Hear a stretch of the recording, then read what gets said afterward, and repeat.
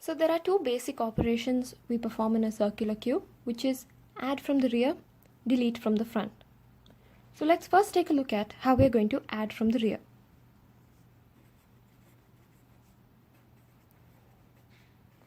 By now you probably know that we are going to have an input variable, and this is going to be of no return type. The first operation when we add into a queue that we must check is whether the queue is full. In a circular queue, there can be two instances in which a queue is full. So I'm going to give a small example here. This is not a part of the program. So the first instance when the queue is full,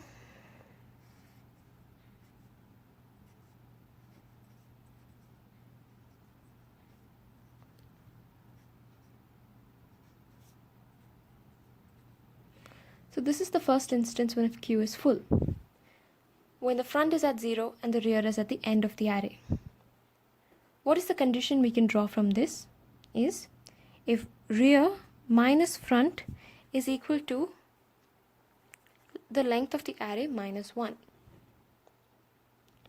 So the length of the array is 3 over here. Rear minus front is equal to 2 minus 0, which is equal to 2, which is equal to the length minus 1, or 3 minus 1, which is equal to 2. Now, the second example of when the queue could become full would be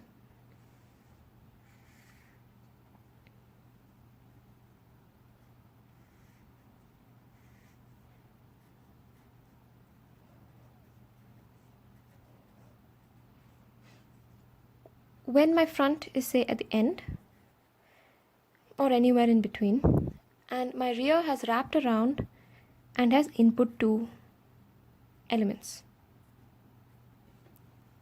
So in this case, value-wise, the rear is less than the front. So this is also a case where the queue is full. So what is the condition we can draw from this? When front minus rear is equal to 1, then we say that the queue is full.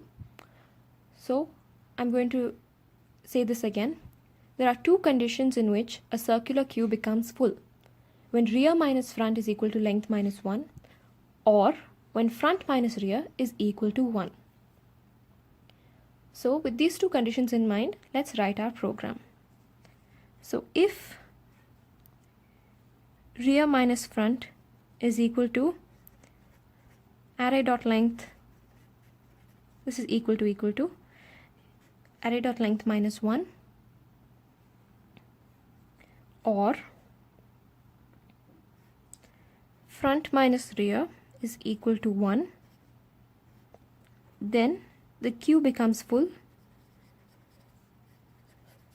and we will return from the function.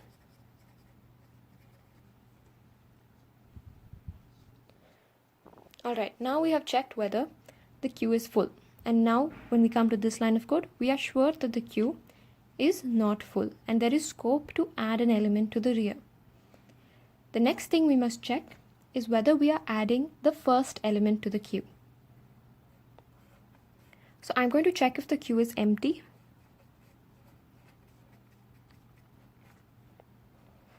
So if front is equal to minus 1, then we say that the queue is empty.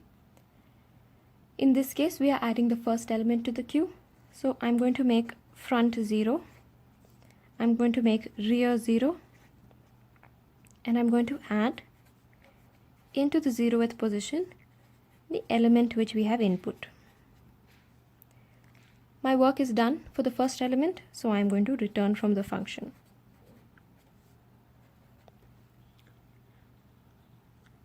Now when we come to this line of code, we are only going to deal with all the normal cases of adding to the rear.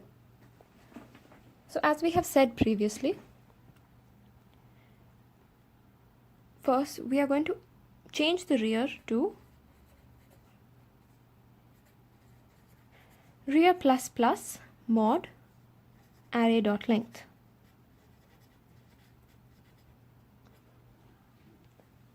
So this is equal to rear plus plus only when rear plus plus becomes 4, or rather only when rear plus plus becomes the same as the length,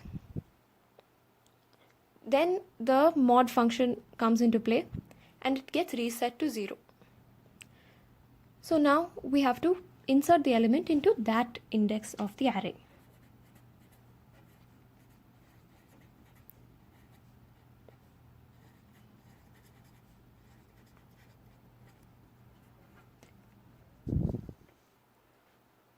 Now we have inserted the element into the rear of the array and our work for this function is done, so we can close this function. Now we have seen how to add an element to the rear of the array. Now let's look at how to delete an element from the front of the array. So as you know by now, we are going to return an integer.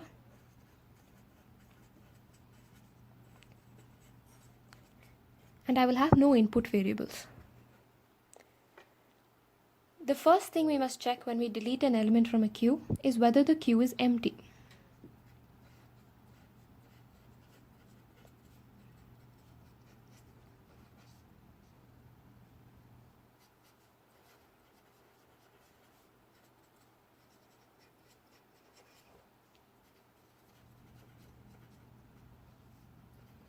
So when front is equal to -1, the queue is empty.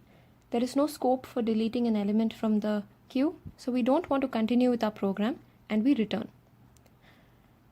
The next thing we must check is whether we are deleting the last element of the queue. So to check that, we must check if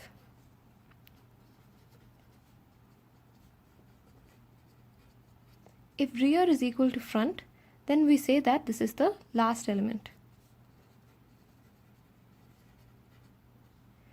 There's a small change. When we return, we cannot give a blank return statement because we have given the return type as int. So I'm going to return -1 as a dummy integer. Coming back to the program, when rear is equal to front, we say that this is the last element of the queue. So I'm going to store the element in a temporary variable, say temp.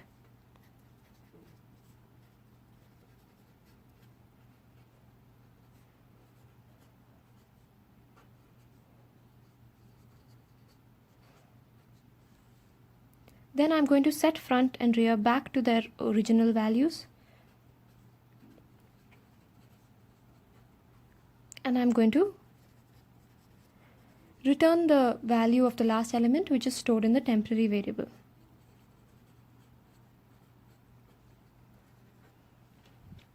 Now I have dealt with the case where I am deleting the last element. Now when we come to this line of code, we are dealing with all the normal cases of deleting from the front. So as we have said earlier, I'm going to update my front to front plus plus mod the length of the array. Before I do this, I need to store the element which I am deleting in a temporary variable.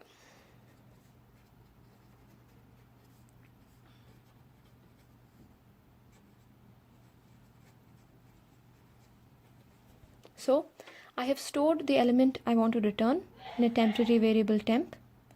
I have updated my front, and now I will return that variable. With this I come to the end of my delete front operation. These are the two major operations or functions you will have to write when writing a circular queue.